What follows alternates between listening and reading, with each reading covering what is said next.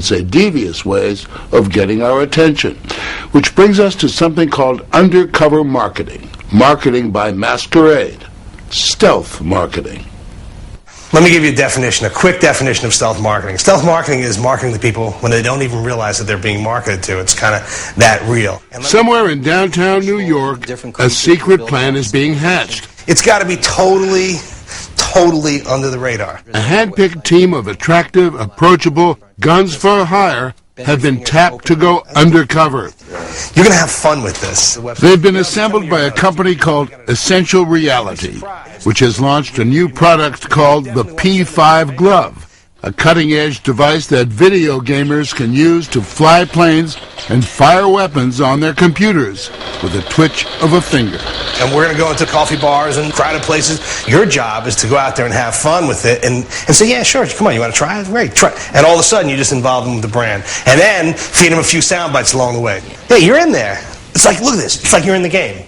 It's like you're in the game. That's a good sound bite. Inside a nearby Starbucks, Theo and Kumani could be any of 1,000,000 20-somethings hanging out, obsessed with their new toy. Not pitching anything, just waiting for someone to approach them. And so were we with an undercover camera. It works well? It works really well. Try it on for in like a minute, you'll see this thing just moves fluidly. Bingo, Mr. Curious plays right into Theo's hands. Oh, that's so cool. Yeah. If you want, y'all, I can email you the information about it. The fish just keep taking the bait. This is so cool. You know, I have some information that I can email you. Let's do it. Okay, give me... About this? Yeah. Oh, yeah, this is great. Above all, they never let on. They're on the job. It's like you're actually moving inside the game. It's like you're moving inside the game. Yeah. Like he's right inside the game. No one is overtly trying to sell you anything, only trying to get you to want it. And then, of course, buy it and tell your friends about it. It's only going to get lighter, you know what I'm saying? Not soft sell or hard sell, secret sell. Go ahead, get this guy in the business suit. Excuse me, would you mind taking a picture of me and my boyfriend? When Sony Ericsson wanted to promote its hot new gadget, a cell phone that takes pictures, beyond conventional advertising, they launched an undercover campaign called Fake Tourist. Excuse me, ladies. Sorry to bother you. 60 actors took to the streets of 10 cities, irresistibly innocent-looking, seeking a small favor. Excuse me. You mind taking a picture of us? Thanks a lot, man. It's cool, right? The undercover operation was the brainchild of Sony Ericsson's director of marketing, John Marin. Why did you choose to keep them undercover?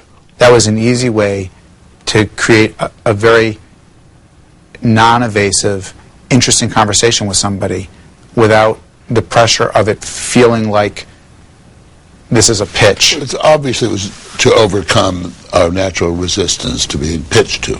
Yeah, in a sense it was, but more so in a sense it was for the people to just fit into the area in which they were. In other words, that good Samaritan doesn't know she's being had. It's cool, right?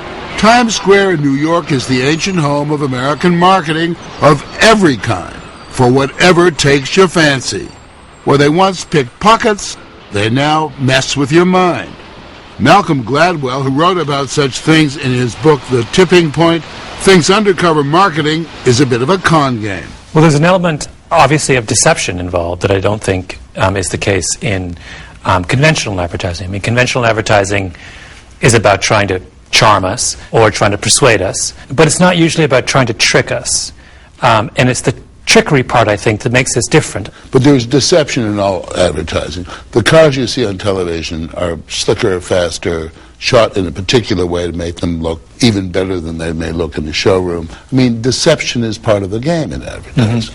Well, but there's a set of rules that govern a lot of advertising, and we're aware of the rules. We are aware that the woman in the advertising for Ivory soap is prettier than most women in our lives. A line is crossed, I think, when you go outside of those normal boundaries and start to deceive people in ways that they are where they are totally unwitting to what's going on.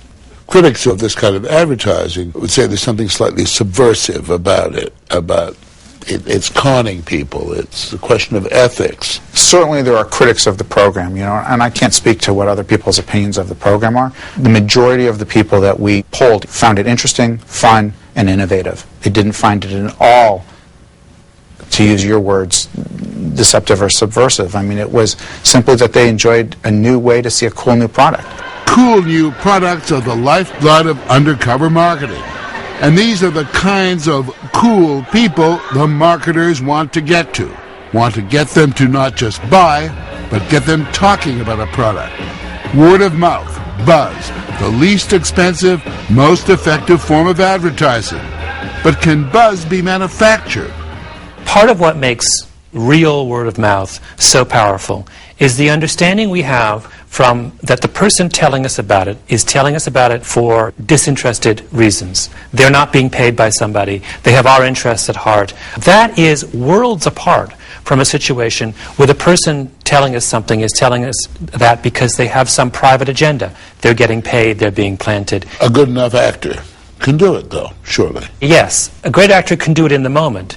But my problem with undercover marketing is not what happens in the moment. It's what happens a week or 2 weeks or a month down the road when we discover we've been duped. And I think that the moment when we discover we've been duped causes a backlash. Companies who engage in this practice are courting that backlash, and that's a very, very dangerous thing to play with. After the stealth campaign at Starbucks, we tracked down some of the people lured into using the computer glove.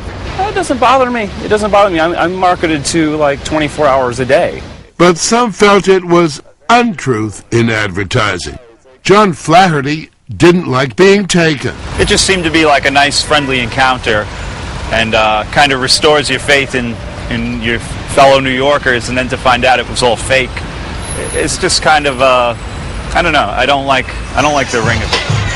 Did you guys like anything to drink? The marketers keep finding new ways to deactivate our advertising early warning systems.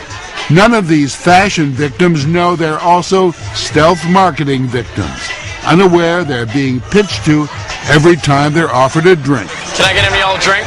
These painfully hip party animals do not seem a bit curious that the only alcohol being poured is a new brand called Turi Vodka. Nobody hyping anything, just pouring. Cranberry and curry? If you'd put up a sign, a big banner saying, Turi Vodka welcomes you, try our delicious new product. Absolutely not happening. Turn off. Absolutely not happening. They don't want to be pitched to. They have no interest in having someone sell them. David Elias, CEO of a marketing company called Soul Cool, ran the vodka operation. He's the man to go to if you want to influence the choices of that fickle, unpredictable 20-something demographic. He made a deal with the hottest club in town to push only Turi Vodka at this party, hoping to start a vodka buzz. It's called viral marketing, as in virus. Somebody tells 2 friends, who then tell 4 friends, and so on, until the infection takes hold. This is not the old theory. This is the new way of doing it. The clutter in the marketplace, people feeling like they're marketed to all the time, that kind of message for this demographic doesn't work. They're not interested. They want to know about it from a friend of theirs that's in the know, that keeps up with the trends. In that way, it's very subtle. Subtle is Elias's weapon of choice. On the day we visited, Soul Cool operatives were going undercover on the internet, promoting the movie Cowboy Bebop, an animated feature. If you've never heard of Cowboy Bebop, shows what you know. And they're totally talking about Cowboy Bebop right now. There. They're extremely into it, yeah. Soul Cool employees, all of them barely in their 20s, boost the promotion by flooding internet chat rooms and message boards with rave reviews for the movie. For a lot of these kids, this is like, a real world to them. Real, like everything else, is in the eye of the beholder. Soul Cool does not mention any professional affiliation, so the kids who read their messages have no idea they're talking to a paid marketer hired to plug the movie. And it's not just Soul Cool employees who are doing the plugging. You need to see Cowboy Bebop. You really do. There's Lucas Schlager, a 13-year-old Cowboy Bebop fanatic, one of 350 volunteers across the country enlisted by So Cool to hype the movie in exchange for T-shirts and posters. Spirited Away was great. From the comfort of his Long Island bedroom, Lucas spends hours in chat rooms, typing and hyping away.